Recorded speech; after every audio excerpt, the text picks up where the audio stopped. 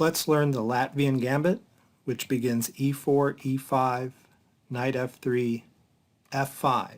Black is playing a king's gambit in reverse, but he's giving his opponent an extra tempo. So white should take advantage of that tempo by playing knight takes e5 in this position. Okay, the main line continues queen to f6 to attack the knight, put some pressure down the f file. Okay, but before we look at that main line, let's look at some other moves black might make. F takes e4 is a blunder. White's going to win material with queen to h5 check, followed by g6. Knight takes g6, standard tactic. If black takes the knight, white gets the rook, wins the exchange and a pawn, and the king side is demolished. If black doesn't take the white knight, he can play knight to f6 to attack the queen, but the queen can simply come to e5 with check and take the rook on the next move. Okay. So that's a tactic to be aware of in the Latvian Gambit once this knight comes to e5. Okay. Another attempt by black is to play d6 to try to kick the knight back. Well, again, you want to play queen to h5 check, g6, knight takes g6. Knight to f6 is probably how black will attempt to complicate matters here. Notice you no longer have the move queen to e5 in this line.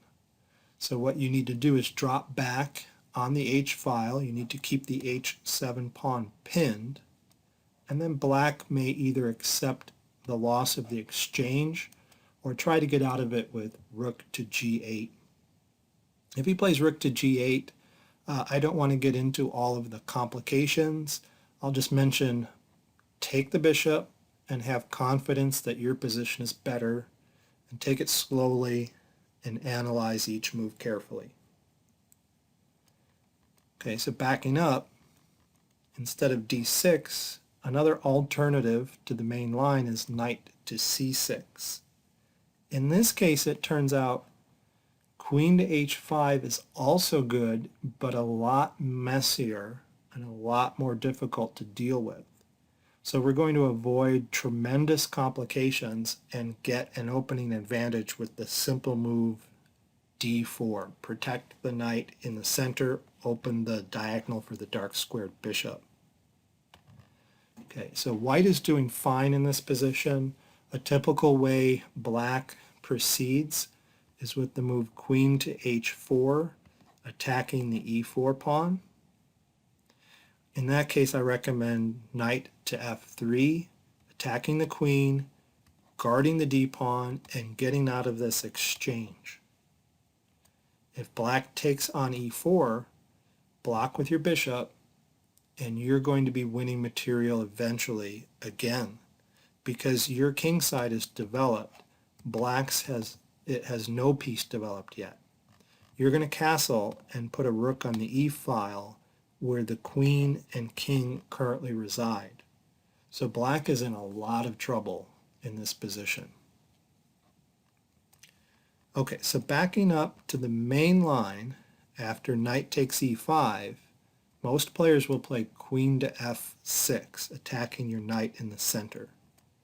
Logical reply is d4. Protect the knight, open up that diagonal for your dark squared bishop.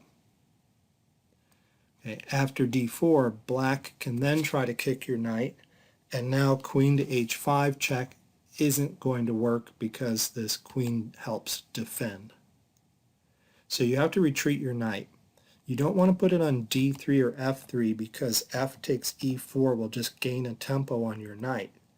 You put it on c4, and in some lines the knight comes safely to e3. So c4 is a fine square. After that, black takes on e4, regains his material, and white needs to play accurately here to get an advantage. Okay, because the material is equal,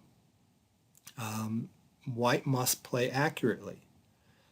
White should be winning though because this queen is misplaced. It's blocking the natural square for that knight, and the queen is developed too early. So proceed with knight to c3, a developing move attacking that central square. In that case, the main line continues queen to g6, guarding that pawn, vacating the f6 square so the knight can come out next. Black plans to develop their bishop and castle and make use of the half-open f-file. So white has to act quickly to counteract these threats. And the best move here is f3, attack that center. Okay. You want to be the one to attack. You don't want to wait for black to develop their king side and attack down the f-file. Your king side has already started its development. Your knight is in the game. So you want to open up the f-file here. For example, if black takes that pawn, take back with the queen, and you have the move bishop to d3 next, hitting the queen with tempo, castling, and you have complete dominance on the f-file. And black can't even take this c-pawn because the move bishop to d3 just traps the queen. It has no moves in this position. So again, after f3, white is doing quite well. All right, that's it for this introduction to the Latvian Gambit. Thanks for watching.